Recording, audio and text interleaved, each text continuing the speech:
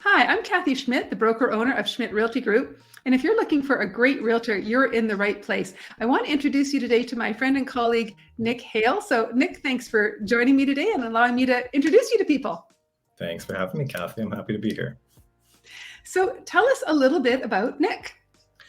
It's a little bit about me. My name's Nick, obviously. I'm a realtor with Schmidt.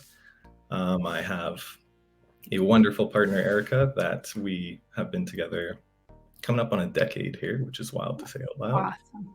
Awesome. We've got a cute little corgi that is our baby. Her name is Luna. Some special needs, so she's a handful, but we love her very much. She's adorable. Yeah, she's wonderful. And yeah, I grew up in Sherwood Park originally. I've been in Edmonton for a long time now, and I just love the city.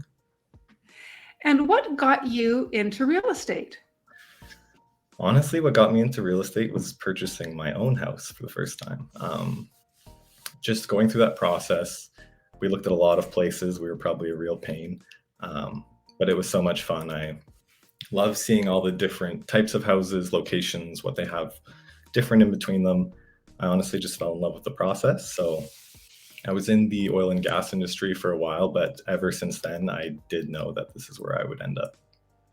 Well, I'm very glad you did. And I know your clients are very glad you did as well. You love what you do. And I know you always just make it such a great experience for your clients. So what do you love most about being a realtor?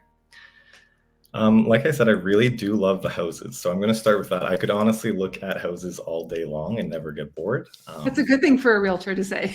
Exactly. So I like evaluating them, touring them, all that stuff.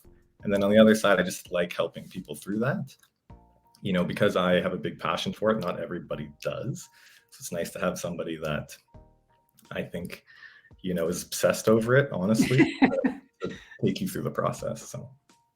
Well, yeah, it is. And it's an involved process. There's a lot more to it than I think people think there's going to be, especially when it's that first purchase. And I know you work with a lot of first-time buyers as well, and do a great job of just sort of hand-holding and coaching and supporting and answering those many, many questions that they understandably have.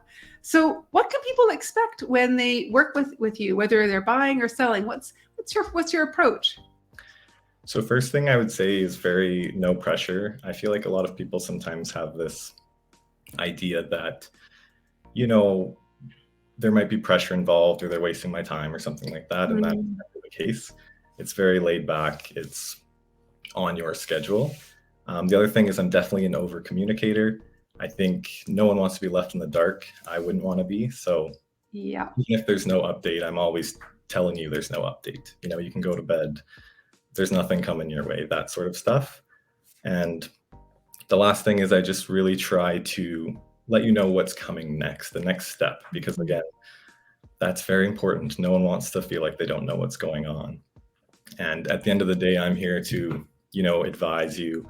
I'm here to walk you through everything, but you're still the boss. I'm not here to tell you what's best for you. I'm helping you to achieve what's best for you. Well, that communication piece is everything, isn't it? Because I know, when you bought your property, when we bought properties before, we're just sitting by the phone wanting to know what's next. And even if there isn't news, it's so wonderful to know that your agent is just reaching out to say, I don't have an update, but as soon as I have one, I'm on it, and you're going to be the first to hear. So I know your clients really, really appreciate that. And again, especially some of those first-time buyers, when really what is coming next really is nothing they have any idea about. So I know that you do a great job of guiding people through that with as little stress as possible. So what's something that people often ask you once they find out you're in real estate? Because people do love to talk about real estate, don't they? They do. And I'm one of those people. But so it's actually funny. For that question, I feel like the first thing that comes to my mind is actually something that my partner, Erica, asked me recently.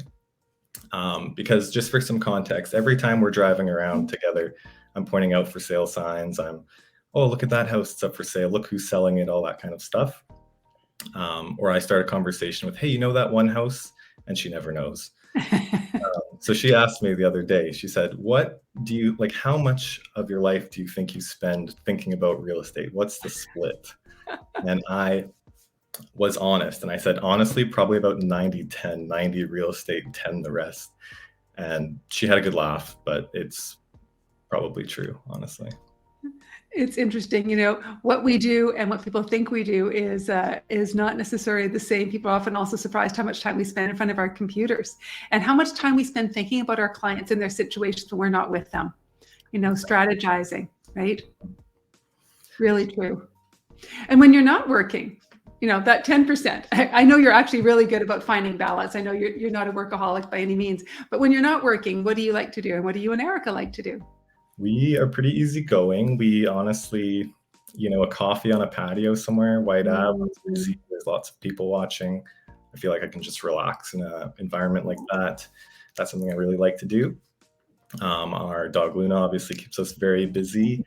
Lots of walks and excursions. I like to show her the world. I feel like a parent sometimes. Um, and then outside of that, I skateboard when I can. Mhm. And I've recently become kind of an F1 fan, actually. I never would have seen myself being a fan of, watching cars go around a track, but here I am, and it's a lot of fun. I did not know that. So that's fun. I am learning something new. And is there a sort of a guiding philosophy that you have or words you like to live by that you'd like to share? Yeah, so it's kind of, I'm a big podcast listener, as I know you are as Me well, too. Kathy. So I feel like lots of good ideas and new sayings and things come to me all the time. But one that I really have enjoyed the last probably 5 years is that I'm probably going to butcher it, but something along the lines of, if you take one swing with an axe, you're not going to cut down a tree. And Mhm. I think, today in the instant gratification world, it's easy to think you're not making enough progress or not, valuing all those little things that add to the big picture. But if you take a step back and kind of look where you've come, most of the time it's pretty clear that all those little swings have made a big difference. Those are very good words to live by. Those are encouraging words to live by, because some days it does feel like we're working and we don't see the tree coming down. And I'm sure, sometimes people, when they're selling, it takes patience, but one step at a time, things are moving forward, or making that first purchase, getting ready, just getting financially ready to make that first purchase. So those are great words to live by. Well, I know I sure enjoy working with you. I know your clients appreciate what you do and how you do it, your laid back approach, and balanced out with a real desire to make sure that everybody has those questions answered, that that thoroughness is there, and never any pressure. So if you're looking for a realtor that you're going to enjoy spending time with, someone who's going to be in your corner, guiding you and making sure that you're in control while you're making your own decisions, Nick would be a great match for you for sure. So reach out anytime. And Nick, I know you're a busy guy, so thanks for spending a few minutes with me today so I could introduce you to people, and I'll catch up with you soon. Absolutely. Thanks for having me, Kathy. This was a lot of fun. Okay, bye for now.